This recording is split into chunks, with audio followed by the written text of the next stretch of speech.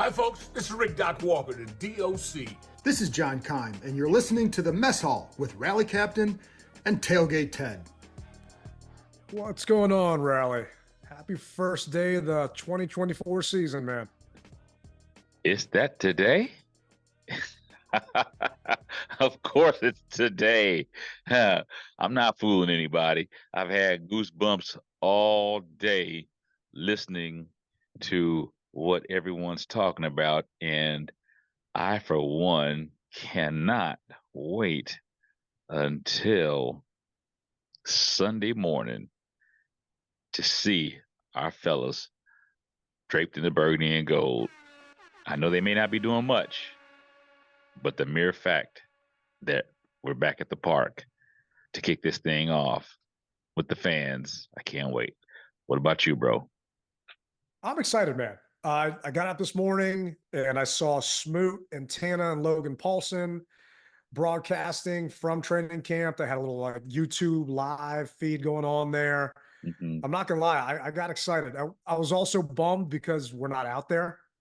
We were out there for the first day of training camp last year. I was pretty much out there for every day of training camp last year. And as it's looking now, I don't think I'm going to get to any of training camp this year. So it'll be, it's frustrating to see, but I do appreciate Fred and Tana and Logan. And the team was actually doing a great job videoing it and providing it back to the fans. So that was awesome. I do wish they had more cameras. I wish they had more feeds because I like watching the big uglies. I like watching the linemen go at it. And, they only had one feed where it was pretty much on Jaden a majority of the time, and rightfully so. That's where the bread's being buttered. That's what everyone wants to see. But personally, I want to see more than that. So if they had like a different feed where, okay, this camera's watching linebacker practice, and this one's watching offensive linemen. This one's watching the D tackles. And maybe they'll do that later on as it gets further. I'm not going to hold my breath. But like you and everyone listening or watching this podcast, goosebumps, man. Goosebumps. Yeah, we're back, dude. We are back. And I can't wait. And you'll probably get tired of me saying it. And our listeners will probably get tired of me saying I can't wait. But I can't. And that's just how I feel right now, and no one can take that joy away from me. I hear you, man. Something else I'm actually looking forward to, and this might just be me. So the Olympics actually had its first event today. It's Wednesday right now that Rally and I are recording this at 3:00. I think the opening ceremonies are this Friday. Are you excited at all for the Olympics? I am. Normally I don't kind of get up for certain activities, but I'm looking forward to this Olympics. I'm looking forward to the opening ceremony. I'm going to actually record it and just see what that's about, because that's always a showstopper. I think about when they had it overseas, and I think it was it Korea, China, or something like that, where they had just maybe Japan. I don't remember where it was, but they had the people playing the instruments and all the drums and the dancing, and just it was just a masterpiece of how they put everybody together, and how coordinated they were dancing. So forgive my memory, but that was just an awesome thing to see. So what about you, man? Are you looking forward to seeing any particular events, or you just like the Olympics period? No, definitely particular events. I mean, maybe just because I just got done binging Cobra Kai on Netflix, but I'm looking forward to watching the Taekwondo and the Judo. Really? And yeah, I always found that stuff kind of interesting. They don't have pickleball in the Olympics yet, so fingers crossed down the road. But until then, watching those, and then surfing, just because hanging out at the beach, trying to see what those guys are doing out there. That's always fun. I mean, it's the Summer Olympics, so the stuff that's very unique to the summer. Obviously, we just got done with a ton of soccer here in the U.S., so to get a chance to see the women's soccer team and what they're going to do. One, I'm kind of surprised that's in there. Did you see they put breakdancing in the Olympics? Yeah, I saw that, and that's going to be a struggle for me to watch if I decide to watch it. But probably will not watch it. But one thing that I will say is, being that is our era growing up, breakdancing. Just wondering how much more can they actually do than what's been done. So I mean, you've got your different type of windmills, your pop locking, I mean, head spins. So it's going to be interesting to see just how they put it together. So there's a part of me that will watch a little bit of it, but then I'll get bored because I can't do it. But I tell you what, I'm really looking forward to the 100-meter dashes, the 200-meter dash, the 440 relays. The track and field is what I'm definitely looking forward to. Yeah, see, that's the stuff that I can't do. I don't run, so it's like, all right, that's for anybody else. But I am the thing was I think Snoop is going to be a commentary or chiming in from time to time. It was a couple of years ago where he was talking about that horse doing a crip walk. So I just feel like stuff like that is going to be kind of fun, and seeing him react to the breakdancing and things if he's going to be on there. But one thing I was surprised to see, and I might be one of the only ones, I was surprised to see Jason Wright stepping down as team president. So it happened last Wednesday after we got done recording. And part of me wanted to call you up, say, hey, scratch that past hour. We got to talk about this. But realistically, not that I don't care, but I'm more concerned about the football side of things than all of that stuff now, other than the fact that I consider Jason a friend and got to know him very well over the past 4 years. Were you shocked when you saw the announcement come out? I actually was. And I still am surprised. But like anything else in life, you're only here for a minute, man, and you can't expect to have it your way every time. I mean, I think about, like you said, I got to meet him.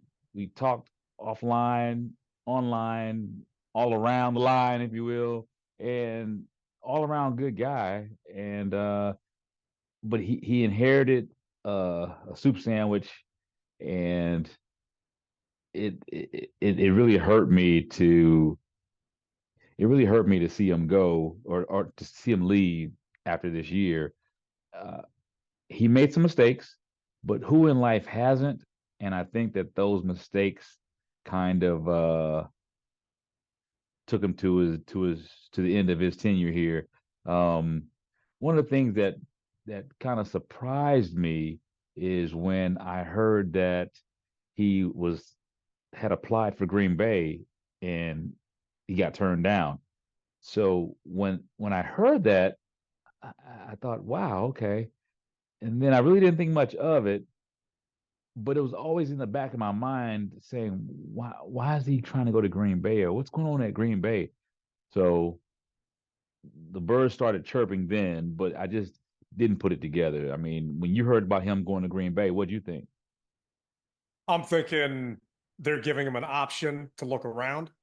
They're giving him a chance to interview for other opportunities that might be out there, knowing he wasn't going to be here, because Mm-hmm. it's officially been 1 year since the Harris Group took over. Yeah. And they gave people enough time to live out their contracts, or gave them enough leeway to prove that they qualified to get a long-term job here, or didn't.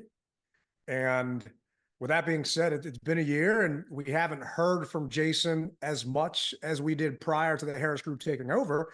He was the face of this team, like it or not, for some people. And yeah, there were some mistakes. There definitely were some mistakes. You can't get past that. There's no defending some of that stuff. And I feel that he Mm-hmm. hired some of the wrong people. He got thrown into a bad situation. And Yeah. he had his hands tied behind his back because ownership, I know for a fact, didn't want to invest money in different things that he wanted to invest in and others wanted to invest in. So it just wasn't fair. I also thank him for the job he did, because I know it could have been and would have been a hell of a lot worse if someone else was in his shoes over this past couple of years. And he Yeah. steered us out of a just murky water, if you will. And I've got no doubt he's going to land on his feet and be in a good spot. And I'm glad to see that we're going to get a chance to still see him this year. I mean, I reached out to him the second I heard the announcement just to thank him for everything he's done. So I'm looking forward to seeing what still happens and looking forward to seeing him at the stadium and wish him all the best. And you got people piling on and saying this and that. I think that their animosity is misguided. I think a lot of that stuff should be towards Snyder, whether it's Dan or Tanya. And people should understand that he was an employee of the past owners and he can only do so much. Right. And you just kind of go from there. But I'm happy for wherever he lands next. And it's going to be interesting to see who they fill that spot with and what it's going to be like. I'm not going to lie. I'm worried about building a relationship with that individual and how all of that's going to go. And starting all over again. Exactly. Yeah. So, I mean, we just went through this with the new owners, and now here we are going through it with Jason. But one thing I'll say though, Ted, is he graduated Gladiator School working with the organization. So wherever he goes, it should be a lot easier because they threw him into the ring, man. So he graduated. So and all honesty, I give him a B, man. I give him a B. I know a lot of people will probably say that's too high, but I give him a B, and I think that's what he deserves. I can't give him an A because of the mistakes that he made, but he did a lot of extra credit in my eyes to bring that score up to a B.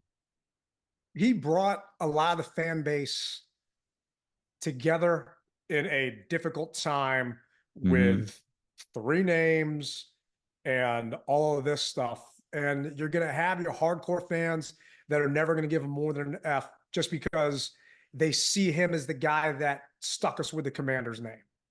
And that's just not 100% the truth. It was not Jason unilaterally saying this is going to be the name. There is a reason we went this way. The past ownership did not want to invest money in a potential legal battle to get a more popular name like Red Wolves. And you can only do what your boss allows you to do, right? There's just only so much within your power at a certain point. You know, the dates being wrong on the crest, hey, that's a bad blow, and that's definitely under his regime. And I don't know if that's what his legacy is going to be, or there's going to be some spots that aren't so bright, some spots that are. And all I know is I wish him the best moving on. Definitely. We got a new year, and you know what, man? I hope for our fan base's sake that we don't know the name of our next team president, that it just does not come up and does not matter to us anymore, other than maybe you and me for stuff that we do behind the scenes. But your average Joe Blow fan should not know who the next Jason Wright is for this team, because everything is working and we don't need that public facing person to be out there.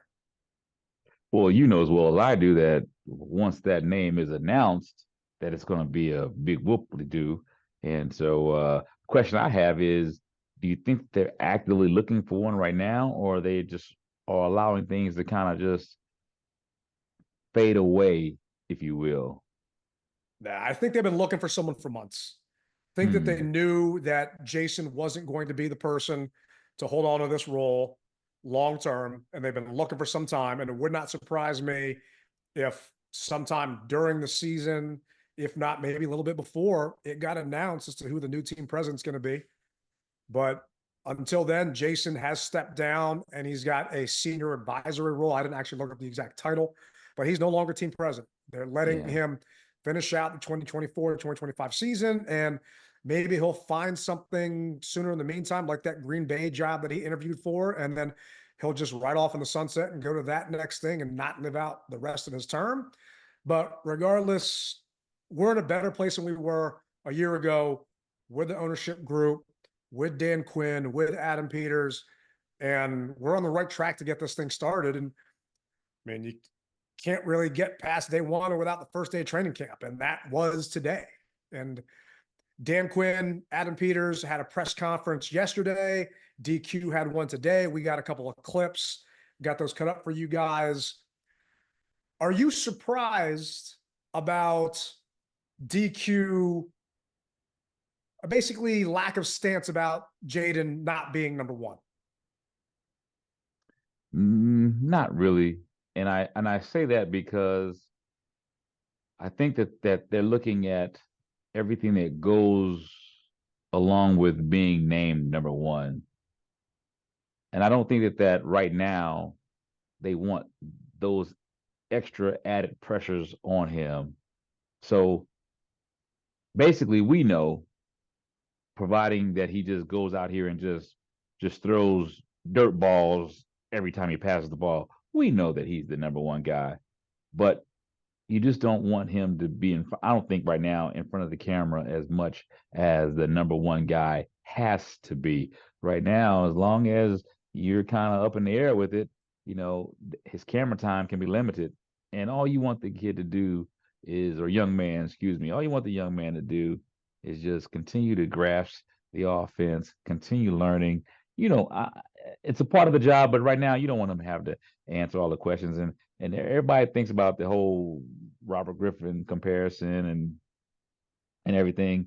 And I think that that's one of the things that may have with Robert. He was always in front of the camera. He was named the number one, the starter. So this is obviously a different organization, a different time, different regime, and they're gonna just play it the way that they feel is best.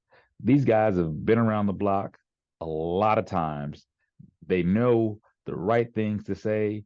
They know what to do, how to do it, and we're actually seeing it in real time in front of our faces right now. So you don't have to name them, but we know, if that makes sense. Makes sense to me. This is actually what DQ had to say about it. And what is the plan for Jaden as far as working with, how you talk about competition? What's that going to look like? Is he going to rotate? Is he going to work with the ones? And how's that going to look? Yeah, and I that's a good question, John, because it's probably leading to Jaden starting and when is that happening. So this is a great time to discuss it. And I want you to know it's not a secret, but it is a journey and a process. And so as we're going, when he's ready, we'll know. And when he's ready, he'll also know. But as far as the reps go, obviously with him and Marcus and moving around, there'll be certain days that will feature more of another. But like I said, I'm glad that you brought it up, and certainly not a secret. It's a journey and a process. And so through practices, through scrimmages and preseason games, all the way down, that's where the journey will take us. And then I'm not trying to hold back the info, but when we know, we'll say it. For me, all I care about is who's getting first team reps. Mm-hmm. Is it Jaden? Is it Marcus? If Jaden's getting a majority of those first team reps, he's working with that first team O-line, he's working with his first team receivers, then to me, he's QB1. Might not be official on the depth chart, but we all know what happens when you're the guy that's getting those reps. And eventually, if and when he does get named QB1, then great. But I don't care that today on day one that they haven't named it. He is the number 2 pick in the draft. Mm-hmm. Former Heisman Trophy winner. We all know who Marcus Mariota is. He's been in this league long enough. To me, he's the guy that walked out on his team. Whether that's fair to him or not, he's the guy that walked out on his team when he got benched. That's what he's known for. That is his brand. Yeah, that's one of the things he's known for. He is not the future of this franchise. So even if Jaden is throwing the ball in the dirt and is having a hard time, he is still QB1 to me, unless that offensive line cannot protect him. That's the only time you take him out, because there's a trial by fire that, in my opinion, is going to have to happen with him, regardless if he is catching on or he isn't catching on. And today, if you follow like David Aldridge, JP Finley, Lake Lewis, any of the beat reporters, they're all basically having the same tweet, just worded differently. Jaden's dropping dimes out here. Oh, he's looking money. Oh, he just hit Zach Ertz in the corner of the end zone. That's great. He's got no one rushing him. He's got no pressure in his face. He's got nothing happening. So I expect the kid to be able to pitch and catch. So none of this matters right now. Once we start seeing how they do in these joint practices and this and that. And, oh, did you? I didn't even think about this. I heard someone talk about it. Most of the fights with joint practices happen on day 2. We're only practicing the Jets and the Dolphins for 1 day. So do you think they're doing that just so they don't give the guys a chance to get into fights out at those joint practices? Well, I didn't know that stat. So if obviously we've got a new analytical guy. So if the analytical guy says, or the analytics guy, however you want to pronounce it, however you want to enunciate it, he says, hey, day 2, guys, they start to fight, and they listen to him, then hey, we're winning, dude. We're winning. One thing that I was very happy to hear is we'll see how he looks in preseason. He said that. So Joey T, I mean, we love you, but we've come to the consensus that he needs to play in preseason, and it needs to be with the ones. So he said it. So let's put that to bed. He will be playing in the preseason unless that was a Freudian slip, but I don't believe that it was, because the kid needs the reps. And we said at the last show, we're not going to harp on it, but he needs the reps, and everybody knows he does. And even in joint practice, they can't touch the quarterback. So it still gives you a false sense of security. Oh, it definitely does. I mean, they're not supposed to touch the quarterback. So we'll see what happens. You got some guys. There was actually I didn't cut the clip up, but it was a question back to Dan Quinn about practice. And he equated practice amongst your teammates as a sparring session. Like, you're sparring, but you're not giving it 100%. And it goes back to what you have said for the past couple of years, where you're not going 100% against your brother across from you. So DQ equated it to a sparring session where it's kind of controlled chaos, if you will. Yeah. But then these joint practices, there are benefits of being able to do that. And this is actually some of the benefits that he said about those joint practice. You guys have a couple of joint practices already scheduled. Looking ahead a little bit, how can those joint practices help your team as you're looking to build that identity during this training camp period? I'll hit one part and I'll kick it over to Adam for the second part. There's a lot. One, it's good for competition. It's usually, and you'd like it to be, some different systems than you currently do. So the offenses at the Jets and at Miami are different than the one is here. So that's good for extra reps, for the offense or the defense. Same thing with the Jet defense and the Miami defense are played and installed differently. So different looks, different things to go. Those are helpful. And then there's an evaluation side that goes along with that too, that I'll let Adam hit on. So it's twofold. One, new looks, new things. When you play against somebody over and over, you understand their releases, what some routes might be, and you can cheat a little bit. When you go in those other practices, you better be pure to what you're reading and how you're going to do it. And I'll let Adam refer to some of the evaluations. That's an important part of it too, because not every player plays the same amount in the preseason games. Yeah, you get, I think with those practices from an evaluator, one, like DQ said, you get to see our guys against a different offense or defensive scheme. How do they adapt to that? How do they play against that? And you get to see them against different players too. So sometimes you're going to be going against, their defensive tackles may not be as strong as ours, and our offensive linemen look a little better, and you feel a little better about that. It's like they're not going against Payne and Allen every time. So, and then you get a chance to see the other team. You measure yourself against the other team. You see some guys at the back of their roster you may want to trade for, you may want to pick up as on the waivers, we're number 2 on the waiver wire, so we can get a chance to do that.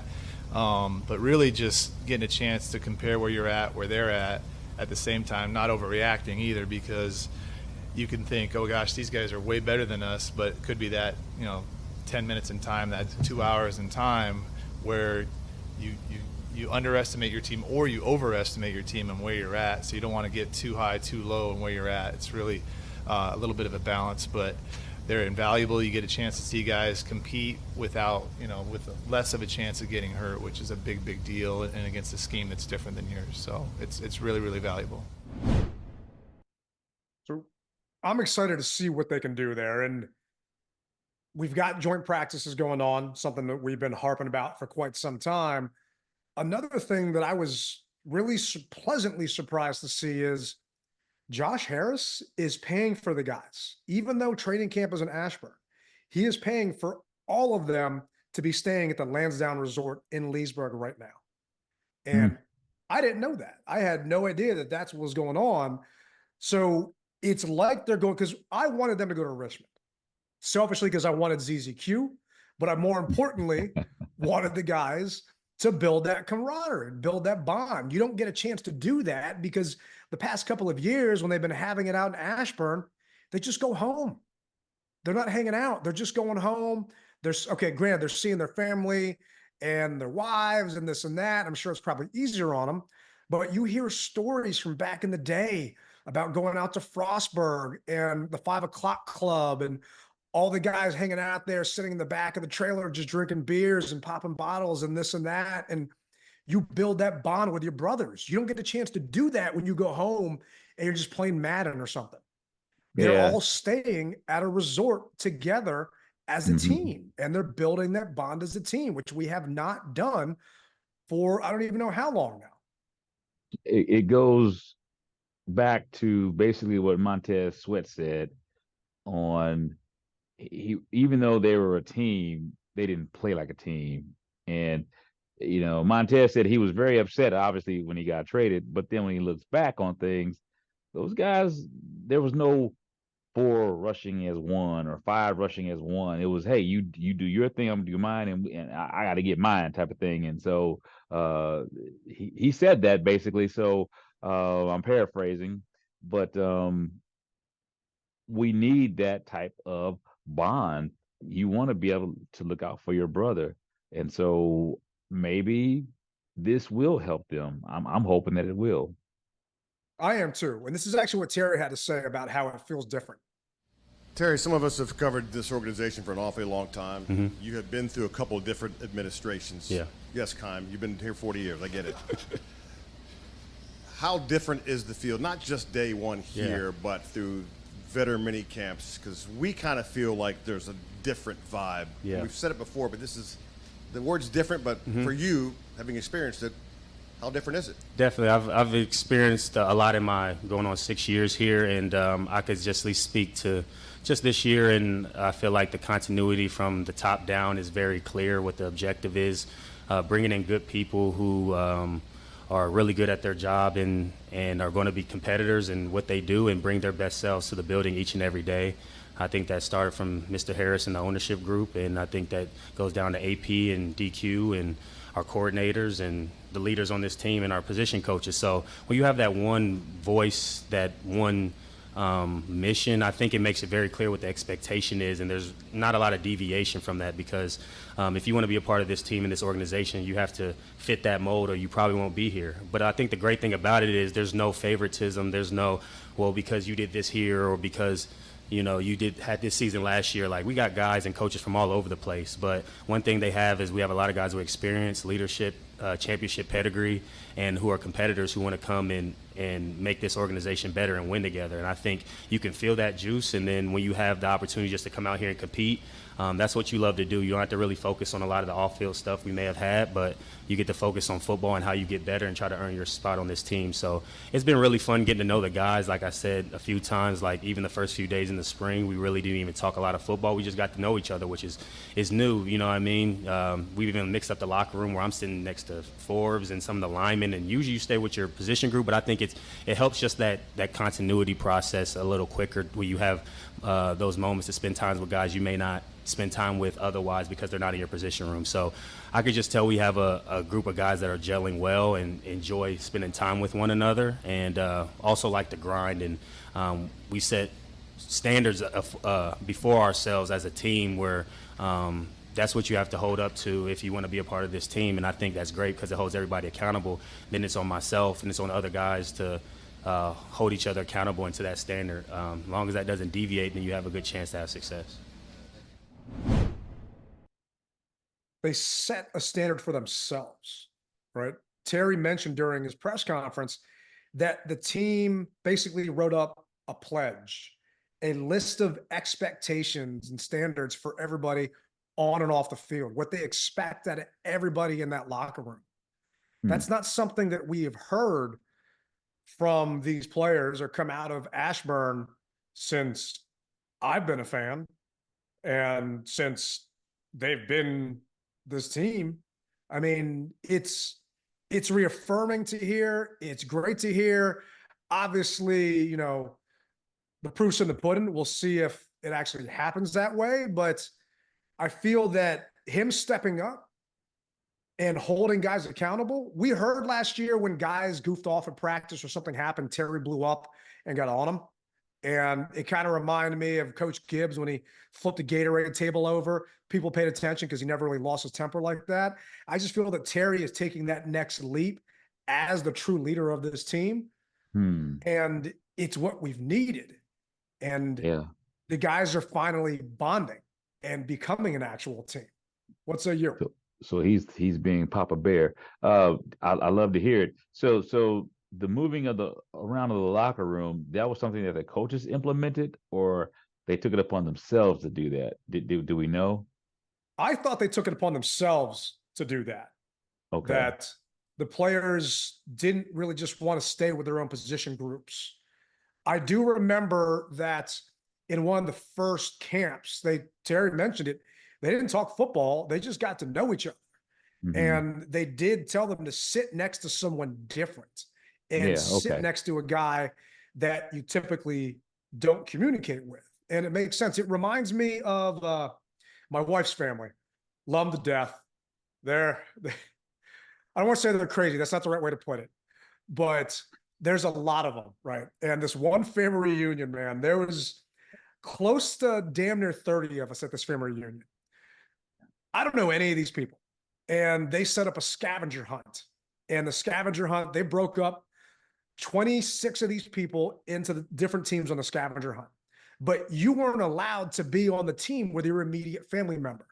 You got someone from this family, and then someone from this family, and from this family, and you all made that team up. And then you guys got to go on the scavenger hunt with this list. So it forced you to get to know other people in your not so immediate family. And it reminds me of that with kind of what they're doing, because, you know, it's usually the offensive lineman hanging out with the offensive lineman. The DBs hanging out with the DBs. Now it's changed up, right? It's just your brother hanging out with your brother. And as stupid and just menial as it sounds, them staying at this resort, and I wonder how many fans are going to be camping outside that resort and trying to get autographs and trying to run into guys, but knowing that they're staying at the Lansdowne Resort in Leesburg, to me, it is going to talk about investing money in your team. That is going to just come back tenfold on Josh Harris's investment just by simply getting a bunch of, granted, probably really, really nice hotel rooms out there. They can say this is what he's done for us.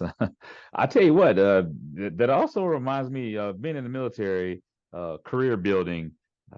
When we go to these different conferences, like you said, you normally sit with people who you know or whatever have you. And one of the instructors said, "Hey, okay, you got 10 minutes to go across the room from somebody who you don't know, and you got to come up with 3 things that you guys like or that bring you together or like-minded things." And so in those 10 minutes, I mean, you meet people and say, "Hey, I like football," or "I like the whatever have you, basket weaving," or whatever have you. And you had to come back after the 10 minutes was up and you had to say, "Well, hey, this is John, and John is from XYZ," and the whole 9 yards. So it does work. I can appreciate that. And I think back what they said about the Navy SEALs coming in and with the log drills and helping them. So all this stuff is about team building and getting to know someone. And I honestly believe the more you know about someone, the more you'll be willing to fight for them, not just because of a paycheck, but because of you created that true bond with that person, and you don't ever want to see your brother hurt. So you just one of those things that you build that bond up with each other, and so you want to go that extra step versus just saying, "Okay, yeah, he's my teammate, but yeah, I'm out to get mine," so to speak.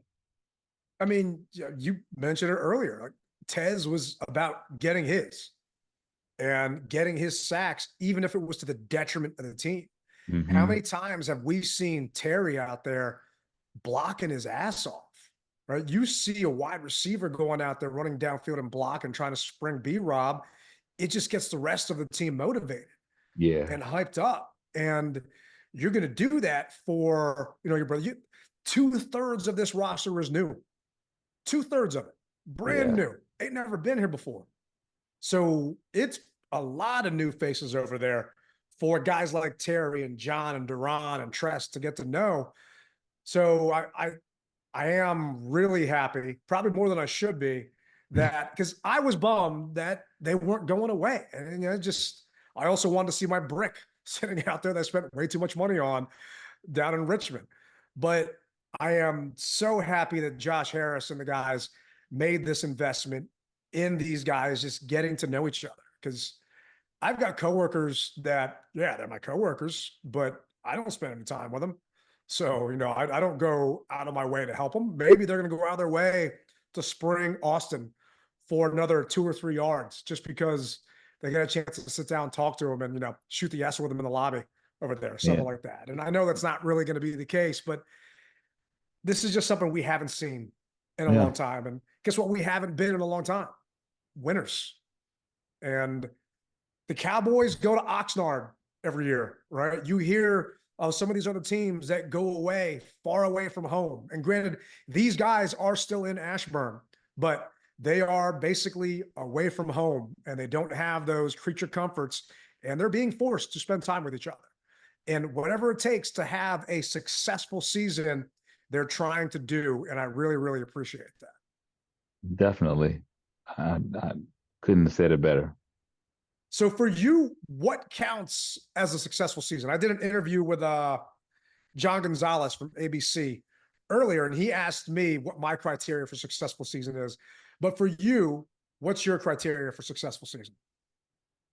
Well, I hate to put another team on our pod, but I have to go with what Detroit has done and what Detroit has looked like. We knew that Detroit, for the longest time, just was the bottom of the barrel. And then their new coach comes in, and even though I think their first year under him, they may have won maybe 5 games, let's just say, but those 5 games just felt different than any of the other losing seasons that they had. You saw something, and I don't know as far as if it's going to transfer over into the wins and losses, but I want to be able to feel what Detroit felt when, even though they had a losing season, you could tell it wasn't the same old Lions. And that's what I want from here. I want to be able to see the changes, the difference in mindset. And I'm in this thing for the long haul. And of course I'd like to see 10 wins hypothetically. But if we didn't get 10 wins, the mere fact that guys after the game would say, God dang, man, those Commanders brought the pain. That's the type of thing that I want to see. And it's just the effort. If I see 100% effort, I don't like to lose, but if that makes sense, I'll be a little bit okay with it, even though you're not supposed to be okay with losing, but it's how you lose. And so bring the pain. I want to see effort. I want to see the team truly playing as one and not just doing their own thing, freelancing, and I think that the more that they come together that way, those losing games will turn into winning games. So I'm not going to say necessarily W's and L's, how many wins you get in the win column, but I'm going to say just show me that effort that has been lacking for so many years, and almost like guys just coming to get a paycheck and going home, and regardless of what happened on the field, they still got paid. And I really believe that this team or this coaching staff isn't going to let that happen. I really don't believe they're going to let that happen. So let me see the effort And I think that the more effort that you give, it will transpire into wins. What about you? I agree with you. And I mean, Dan Campbell, when he took over for the Lions, they were 5-11 the year prior. Mm-hmm. That coach got fired. He took over in 2021. They took 2 steps back. They were 3-13. Right? They improved from 3-13 to 9-8, and then to 12-5. Right. So sometimes you have to take 1 step back to take 2 steps forward. And I'm not expecting us to be in the playoffs. I'm not expecting us to win the NFC East. But if we can tell that we've got the building blocks on this roster to actually make a move in year 2, and in year 3, then great. A lot of people, they disagree with me on trading for IU. Said, you got to make the move. You got to get them. And, I equate that to fantasy football mentality. All everyone cares about is a fantasy football world, and they recognize IU from that and this and that. But fantasy football ain't real. It's a fantasy, right? You actually have to have a team. And when we mentioned it on the last pod, if Brandon Coleman is that left tackle, then we no longer need to go out and hunt for a left tackle, whether it's in free agency, which you really don't get left tackles in free agency, or whether it's in a trade or whether it's in the draft. Then we're already ahead of schedule, right? Let's see how far ahead of schedule we are after this season, or how much more behind schedule we are, because 2/3 of this roster is brand spanking new. And part of this roster is on 1-year deals. One year. Yeah. I don't know how many of these guys are going to stick around or what's going to happen. Bobby Wagner, he's getting up there. The guy is a freaking stud, all pro, going to be in the Hall of Fame. But realistically, he's not going to be our linebacker in 3 years from now. So what's going to happen? Let's see if Peters' magic can go there. This is actually what Peters and Quinn had to say about what counts as a successful year for them. For you guys, what counts as a successful season this year? I think number one, we want to start off and make sure like our identity and who we are and how we play, that has to come along strong, Ben. And that part, if you get that first and get that right, that's when a lot of the success will follow. But you can't, put the record before you have the identity and who you are. And so I'm hopeful that when you and our fans and families see us play, they see that identity coming to life, the speed, the physicality, the winning football in the most critical moments. Those are all the things that are going to make up our identity, and we've got to use this time to start establishing that in the very best of ways. Yeah, we've both at our press conferences when we first started, right? That was the thing we both said is you're going to see how we play, you're going to feel how we play, and that's the first thing. And how fast or slow that goes is so many different things that are variables and all that. But I can tell you that you're going to see a great effort team, a competitive team playing fast and physical, and we've seen that out there all spring, and excited to see it here in camp. I think it probably goes back also to Adam and his staff, to what it was from the players that we were trying to bring in through free agency and the draft. And so that also is a part of the identity. And so knowing that it's meshing together through scouting, through coaching, through the players, that's, where the success will come. I can't think of what this team's identity's been. During the Ron Rivera era, I can't think of a true identity for this team.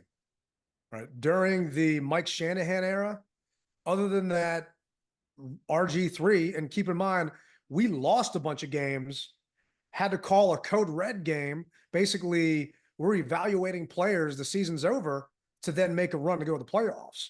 Mm-hmm. We haven't had an actual identity. Like, who the Ravens are, right? They're a freaking hard-nosed team that will punch you in the face and grind it out if need be, and they got a stud freaking badass quarterback, right? You know what the Chiefs' identity is. You know what the Steelers' identity is. We have not had an identity here in this franchise in, I don't know how long. I mean, what would you say the last time you'd say we actually had a real identity? I mean, you hit it right on the head with RG3 in 2012. The unstoppable offense is basically what we had, if you want to say that. But it took for them collectively, like you said, to have a cold red game to bring the identity out, and it lasted for a year. But I think maybe offense That's the only thing I can think of, and that's sad. It is sad, and I agree with what Coach and Adam had to say. If we can build that identity of the team that we want to be and be known by, then you can find players to fit that identity. And I remember last year where they talked about, we're going to be a running team, a hardcore running team. And next thing you know, fast forward, we threw the freaking most passes you could possibly throw with a red shirt quarterback, right? So they didn't have an identity. We could not run. Like, other than the Hogs back in the day, you know, Coach Gibbs came here and wanted to run Air Coryell. He realized he didn't have the players to run that system. So he changed it to a running team. And I think that's probably what's pissed off a lot of people say Cliff Kingsbury the most, trying to kind of pigeonhole him in this air raid style offense. I don't think he knows and really can put a definition or description to what this team's going to be, because I don't think they know exactly yet what's going to be, because there's a lot of question marks. And well, yeah, the thing is also they haven't put pads on yet. They don't really know what they have, and until they actually go up against somebody, even if it's themselves, they don't know. They know what they want to do or what they would like to do, but as far as actually putting it in motion right now, they don't know. And like you said, Joe Gibbs, he wanted to run A, but realized that A wasn't cutting the mustard, so he switched up to B, and that's what a good coach does. And I believe that that's what we have here with us right now. Good coaches that are going to realize that if it's not working, being able to adjust on the fly and changing it. That's what I'm hoping to see, just good coaching. This is actually what Jon Allen had to say about some of the differences with this coaching staff. Now, what are some of the differences with this system that maybe can free you up to do some different things? Man, I really think it's just about the little details. You know, we're really focusing on the small stuff to get off the first step, the first 6-inch step, your hands and your pad level, and just really repetition. So it's nothing groundbreaking that we're doing. It's just consistency and a mindset that we're playing with. And how can that, at this stage of your career too, how can that focus help you? Man, I think it can help me a lot. When you look at the 49ers and what they were able to do with their defensive line, we're coaching a lot of the same things. So, you know, I'm really excited for what we can do, and just excited to be out here. So he said something that, to me, shouldn't even be talked about, which is pad level. You're in the pros. You know how low you need to be. You understand that. I mean, that's something that you talk about in Pop Warner all the way to high school, college, and now on the ultimate level, professional. You know that how low your pads need to be. But if they're still talking about that, then obviously there's a disconnect, some shape, form, or fashion. So I'm surprised that he said pad level, but hey, I guess you gotta, even though you're pro, you don't know the bad habits that the guys may have had with another coach or another scheme, if you will. So this is truly going back to day one of school. Pad level? Wow. I would think that that's just something that you already know. The lowest man wins, but okay. Yeah, I mean, it's all about leverage. It reminds me of when Marty Schottenheimer came in that one year, right? Mm-hmm. And he was trying to tell Darrell Green how to play defensive back. Right? It's like, I'm sorry, Marty, you're trying to tell Darrell Green, and at this point, Darrell not in the Hall of Fame yet, but he's still an All-Pro, still the fastest freaking man in the NFL. And you're trying to tell him how to play DB? He'd won 3 Super Bowls at that point. Yeah. And you're trying to tell him how to play a defensive back?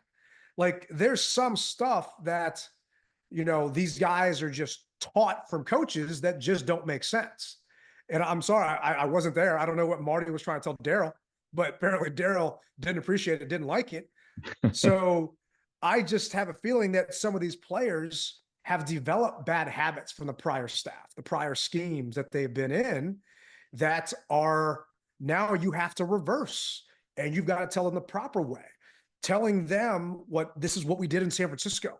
That defensive line in San Francisco with Bosa and the guys over there, this is how they do it and how successful they are. Like, then you get the buy-in. If you bring in, like, that if you can't beat them, join them or hire them. Well, we haven't been able to beat some of these teams, so we grab their coaches, right? And now we finally have coaches that can actually teach proper technique. And I've got someone that always likes to tell me that common sense isn't common, right? Just because you think it should be this way and you would think that your brother beside you would think that way, that might not be how they were taught this entire time. And then you've got to relearn some of those things that for you were common sense, but for them, it just wasn't. And I think that's really where we truly are right now. And I'm excited because it's a new coaching staff that is all super experienced and they have all done it before. And we've harped on it in the past with a high school coach trying to coach Emmanuel Forbes. But what can this staff do with Emmanuel? What can they do with Jamin? What can they do with Cornelius Lucas to turn him from a swing tackle into that regular starting tackle that we so desperately need? And I'm excited to see if it's going to work or if we're going to have to somewhat take 2 steps back and then have to bring someone else in to handle it. But day one, and I'm also appreciative of Coach having press conferences and camp practice done by 10:30 so I could cut this stuff up for the show and we can get this out. But it's refreshing, man. And it's exciting to see. And I'm just bummed I wasn't out there to watch it in person. I am jealous you're going to be out there this Sunday with our brothers and sisters. Tell everyone I miss them. Definitely take some pictures for me while you're out there. Oh, heck yeah.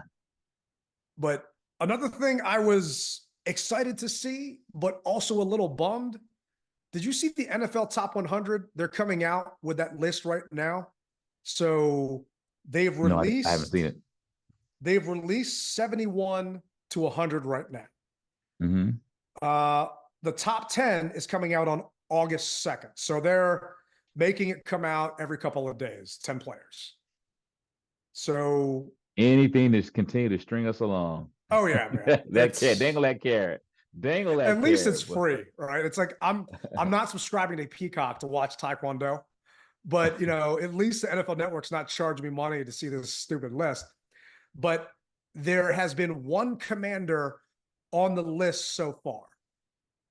Who would you think it is? In the top 100? So in the top 100, so between 71 and 100, one name has been released that it was a commander. If you had to guess, well, you're guessing, who do you think it'd be? Well, probably one of the 2 gentlemen that spoke earlier. So either Jonathan Allen or Terry. And I realize that the NFL kind of isn't necessarily 100% on defense. It has to be offense. So I guess I'll have to go with Terry. So Terry was 97 on that list. 97. Wow. Yeah. And I was shocked to see that he was 97. Well, I'm happy he's on the list, number one. But shocked to see that he was 97. And this was from PFF Fantasy. Terry McLaurin on contested targets since 2019. He has 79 contested catches, which is first in the NFL.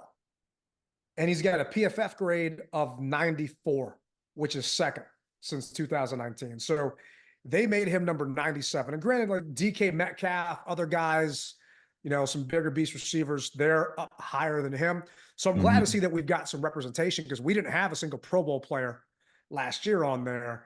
There was actually another kind of commander on the list. I don't know if it counts, but Montez Sweat was 82. So I think we should take partial credit for Montez being on the list because he did get a bunch of those sacks when he was with us. Yeah. So, maybe we got 1.5 guys on the list, but stretching it, but okay. Gotta pull something positive out of this, man. You're stretching it, bro.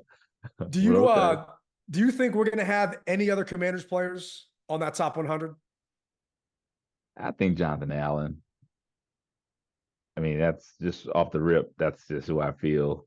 I don't think anyone else realistically has had. Maybe Payne. And those are just the big names that we that we've had the consistent names. So those two probably will be there somewhere. Maybe one of those two. Yeah, I could see maybe Duran being on there. I feel that Duran had a better year than John did last year. Yeah. But the only person I could think of just looking at the roster, and I don't think it's fair either, but would be Bobby Wagner. Just because Bobby has been a badass and I think he led the league in tackles last year, and it's cheating because he wasn't a Commander last year. Yeah. But he's on our team. So, I mean, technically we would have a top 100 player that is a Commander that's on the list. But other than that, I mean, it was bad, man. We had a bad roster last year. Yeah. And so I can't even count Bobby Wagner, even though I love that he's on our squad. That's a Seattle thing. So that goes to Seattle, even though he is on our squad now. That was last year. This isn't obviously these grades are they talking about from this year? They're talking about from last year. So it's voted on by the players. So it's NFL Top 100 voted on by the players from their performance last year.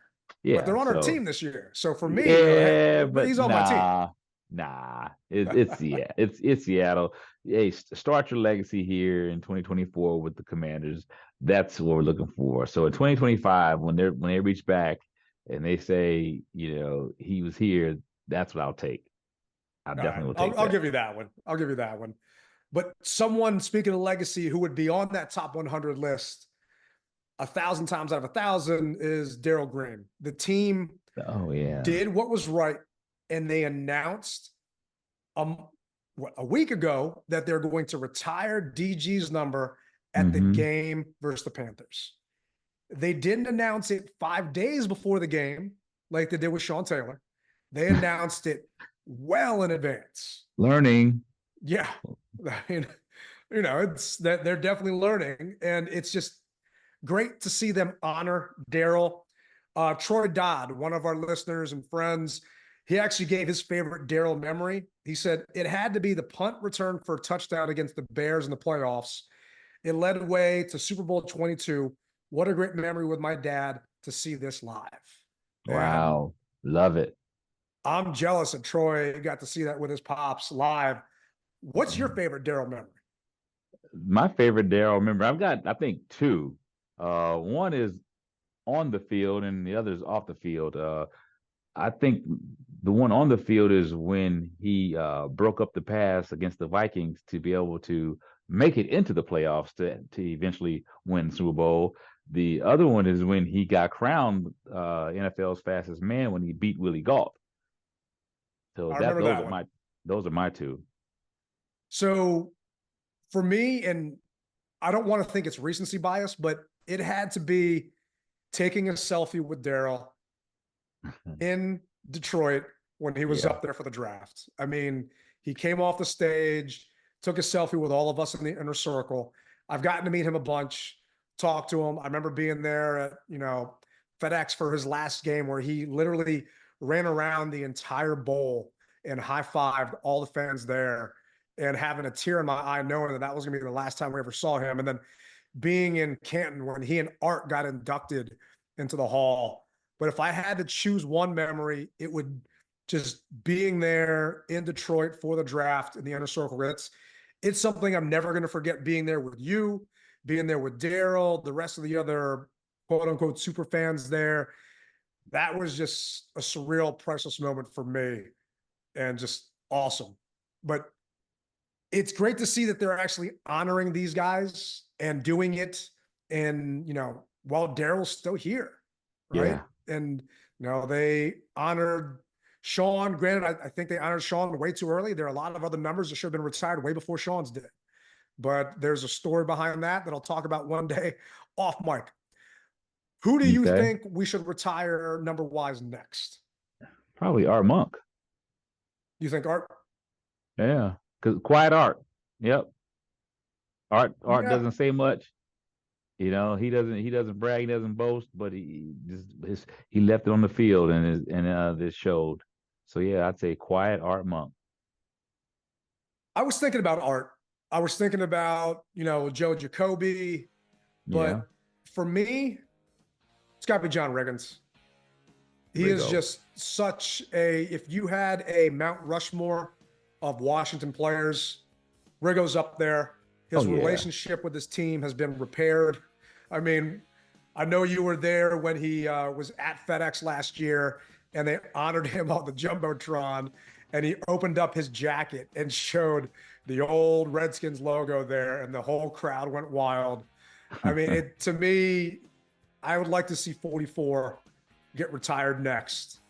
And then every time we get in the red zone or something, you know how Tampa Bay, they shoot off a cannon, we fire off a diesel horn or something like that, man. Crank up that diesel. Oh boy, I hear the music playing in the background.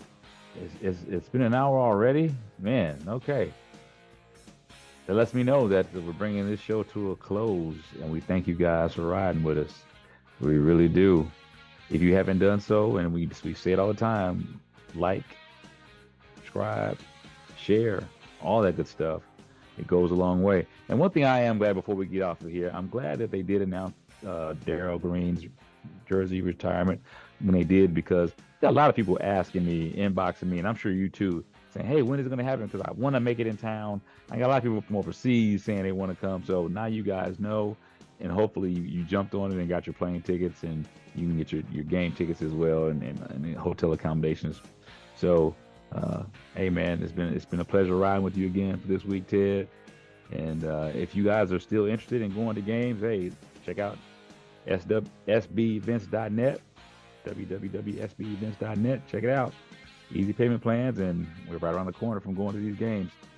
So that's going to do it for this week. Rally Captain, Tailgate Ted, rep it hard, or you don't rep it at all. We're out.